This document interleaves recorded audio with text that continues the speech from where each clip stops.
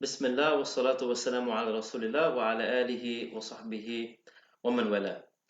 There was a priest at university who wanted to debate me in regards to which is better, the Quran or the Bible. And to be honest, I laughed. And when you think about it, where do you start? Because there's no comparison. The Bible or the Quran, which is God's word. And so I asked him, I said, tell me the first verse revealed to Jesus, alayhi salam. He said, I don't know. I said, tell me the first chapter given to Jesus. I don't know. I said, tell me the last verse revealed to Jesus. He said, I don't know. I said, tell me the last chapter revealed to Jesus. He said, I don't know. What do you know? I don't know. Yani compare what the kuffar don't know about their book to what we do know about the Quran. Yani when you look at the Quran, subhanAllah, we know the first verse revealed. We know the last verse revealed. We know the first surah revealed. We know the last surah revealed. We know what was revealed to the Prophet in Mecca. We know what was revealed to the Prophet in Al-Madinah. We know what was revealed to the Prophet before Hijrah. We know what was revealed to the Prophet after Hijrah. We know what was revealed to the Prophet in the day. We know what was revealed to the Prophet in the night. We know what was revealed to the Prophet while he was traveling. We know what was revealed to the Prophet while he was residing. We know Jam'ul al-Quran, the types of eras of the compilation of the Quran. We know who compiled the Quran. We know how the Quran was compiled. We also know the nahu, the grammar, the syntax, the i'rab, the sarf of the Quran. We know the tafsir of every ayah in the Quran. We know asbabun nuzul, the circumstantial and reasons of revelation of the Quran. We know the various qira'at and ahruf, the various modes, dialects and recitations of the Quran. We know an-nasikh wal-mansukh when it comes to the Quran. We know that which was cancelled and abrogated of hukm, regulation or ruling only. We know that which was cancelled and abrogated of recitation only. And should I keep going? You got the hint. Look at how much we know in regards to the book of Allah compared to what the kuffar don't know. And as we said, they don't know not because they're juhal, ignorant, okay, that too, right? But they don't know because that knowledge isn't even available, subhanAllah. And so when we study the sciences of the Quran, which we're going to get into inshallah, one of the benefits is that it creates and it gives us yaqeen, 100% certainty that no doubt this Quran is from Allah Azza wa Jal. Because no other religion has what we have in regards to its book. So before we start into the virtues of Quranic sciences, firstly, what is Quranic sciences? Firstly, what it's not as opposed to what it is. The Quranic sciences, ulum al-Quran, is not physics, geology, biology in the Quran or its scientific miracles. No. When we say ulum al-Quran, that's not what we're referring to. Rather, in a nutshell, as I said, al-nasikh wal-mansukh, asbab al-nuzul, tafsir, i'rab, nahu, sarf, all of that you could summarize in these points. This is what ulum al-Quran refers to. It's sciences and knowledge. So not science, but it's sciences. It's history, it's recitation, it's understanding and implementation. So really that summarizes what ulum al-Quran is. But before we go into depth of what is ulum al-Quran, we're going to look at the virtues, the fada'il of the Quran itself and its sciences. Because this is the way of the ulama, and that is whenever they would delve into a topic, they don't just jump straight in, but they go into the fada'il, the virtues of it, why? To motivate you. So if you look at Ibn Kathir, rahimahullah, in his book, his amazing masterpiece of tafsir, the first chapter isn't tafsir of the isti'adah and then the basmala and then Surah Al-Fatiha. It starts with Fada'il al-Quran. He talks about the virtues of the Quran.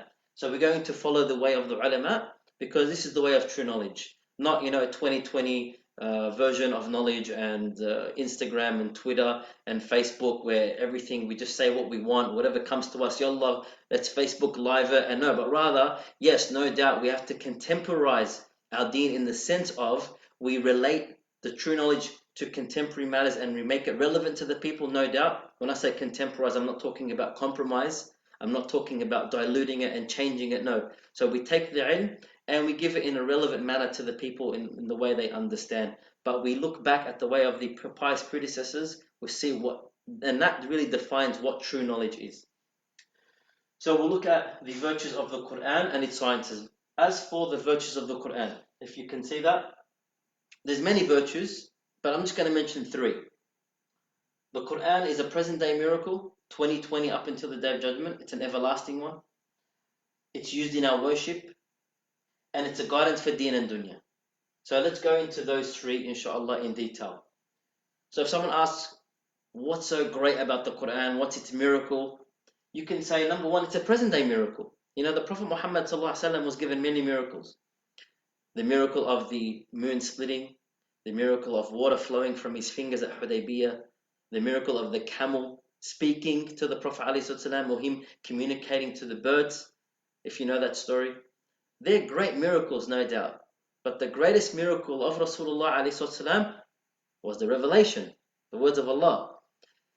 And so this miracle isn't just the greatest miracle of Rasulullah ﷺ, it's actually the greatest miracle of all the prophets. It surpasses and excels the miracles of all the previous prophets. How?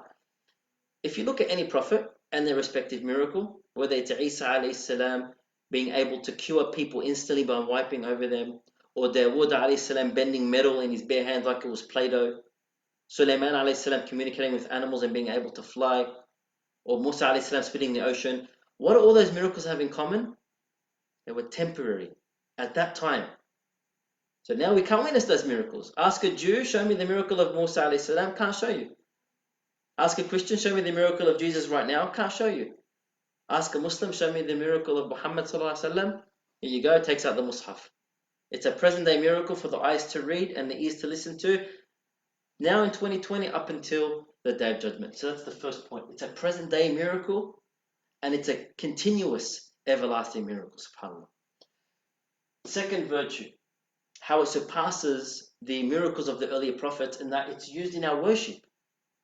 You know, if you wanted to use the miracles of the earlier prophets, firstly, you can't because they're not around. But even if they were, how could you?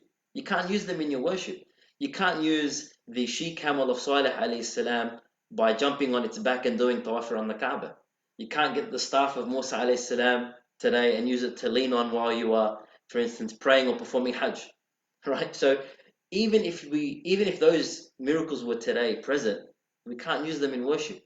But the Quran is not just a miracle, but it's a miracle that's used in worship.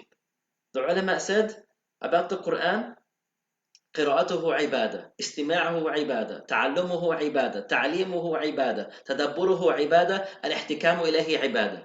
That listening to the Quran is worship, reading it is worship, reciting it is worship, learning it is worship, teaching it is worship, understanding it is worship, judging by it is worship, acting upon it is worship. Yani it's not just worship singular, it's actually worships if there is such a word in plural. Yani you can use it in a variety of forms to get closer to Allah. Allahu Akbar, what a book. What a book, subhanAllah. It's more than just a kitab, but rather it's a kitab with so many miracles and virtues. And number 3, we said the Quran, why is it so amazing? It's not just guidance for deen, it's guidance for deen and dunya. You know, when Allah said in the Quran, Hudan lil muttaqeen, Hudan lil muttaqeen, Allah said Hudan, it's guidance. Allah didn't just say it's huda, it's guidance in your prayer. He didn't say it's guidance for your fasting. He kept it open. And this is what is called in Arabic an-nakira, which is general. It's not specified. When nakira tufid al-umum. Scholars said that when something's not restricted, it's unrestricted. It's general. So it's guidance for everything. SubhanAllah. That's the beauty of the Quran. You know how many times we look to the Quran for guidance for dunya? And usually when we need guidance for deen, no doubt, Quran and Sunnah. But we should also do the same when it comes to deen as well. Because the Quran gave us guidance in everything. Because of this one book, the Muslims changed the way they think, love, hate, run a government, politics, economics, inheritance, the way they deal business, eat, sleep, drink, sacrifice, sit, speak, shower, shave, loan, borrow, give gifts, and more. So the question is not what changed because of the Quran. The question is what didn't change because of the Quran. And finally, the virtues of the sciences of the Quran. We're running out of time, but we'll quickly recap these. Why are we studying Ulum al-Quran? Well, firstly, it's the month of the Quran, no doubt. But in terms of its sciences, It'll, number one, make us appreciate the wealth of knowledge that is found in the Book of Allah. And when you look into all of the sciences that we just talked about and more, we will start to appreciate the true ilm and the way of what our scholars have left for us. Number two, it humbles you. It humbles you. The scholars would say true knowledge is to know one's ignorance. Sometimes having a little bit of knowledge is dangerous because we learn something, oh, we know so much, and then we create disasters. Only when one realizes what they do not know, they will appreciate how little they do know. So once you learn how deep this knowledge is, we will appreciate it and it will humble us. Number three, it'll further our knowledge as students of knowledge. It'll give us a further understanding of the Quran and its terminologies, especially in tafsir. Now, usually we learn tafsir, but we haven't learned the sciences of the Quran. And what happens, we come across terminologies. The Shaykh will say this is nasikh or mansukh or asbab al-nuzul or whatever. This ayah is madaniya or makkiyah, and we think madani revealed in Medina. No, it doesn't mean that. So rather, it'll equip us with knowledge about tafsir and further about the religion. It'll basically like a launch pad to learn further into the knowledge of Islam. And finally, it'll increase our iman. And you can even add, as a fifth point, protect you from doubts. So when you learn all of these things about science of the Quran, it'll increase your faith because you will witness the beauty, miracle, and depth of Allah's words. And it will protect you against doubts and being fooled by the weak and futile claims of the Orientalists and the enemies of Islam. They'll come up with claims like, oh, the Quran was not compiled in the time of Abu Bakr or Umar or Ali or Uthman, right? They'll come up with these claims. But when you study around the Quran, there's no room for these doubts because knowledge acts as a barrier between you, doubts, and shaitan.